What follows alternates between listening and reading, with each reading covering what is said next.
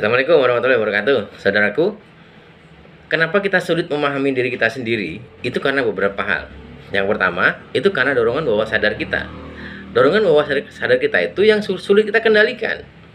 Itu biasanya karena kebiasaan kita.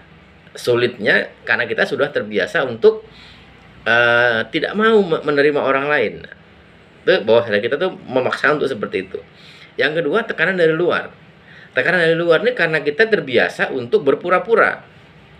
Ya, di depan orang lain kita berpura-pura baik. Tidak ada orang lain kita tidak baik. Ya, itu tekanan itu yang membuat kita untuk sulit memahami diri kita sendiri, ya. Kemudian yang ketiga, itu karena emosi dan karena ambisi kita. Kalau orang sering ambisinya tinggi, impiannya terlalu tinggi. Kemudian melampiaskan sesuatu dengan emosi. Itu sulit untuk memahami diri kita sendiri.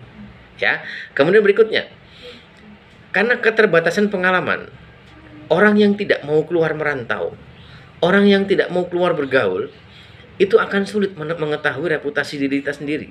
Ya, memahami diri kita sendiri dengan identitas dan reputasinya itu sulit. Makanya dari itu, yuk kita keluar, cari pengalaman.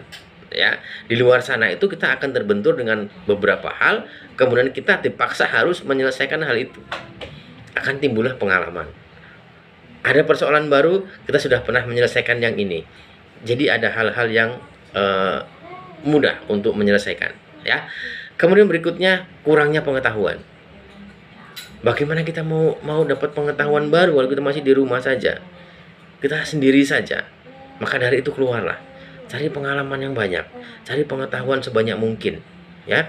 Di rumah banyak-banyaklah membaca dan menonton, melihat sesuatu yang lain, ya. Kemudian rumitnya persoalan hidup itu akan mempersulit kita untuk mengetahui diri sendiri.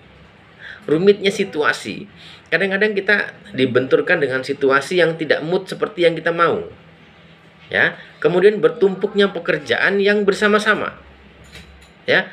Kebetulan kok pekerjaan harus diselesaikan dalam waktu yang sama, tapi tidak, itu kenapa?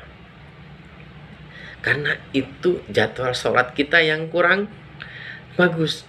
Kalau jadwal kita sholat bagus, pasti jadwal hidup kita pasti bagus. Jadwal pekerjaan itu seperti alam menyusun kita untuk memperbaiki situasi kita sendiri, ya. Maka dari itu, yuk 1, 2, 3, 4, 5 tadi kita perbaiki.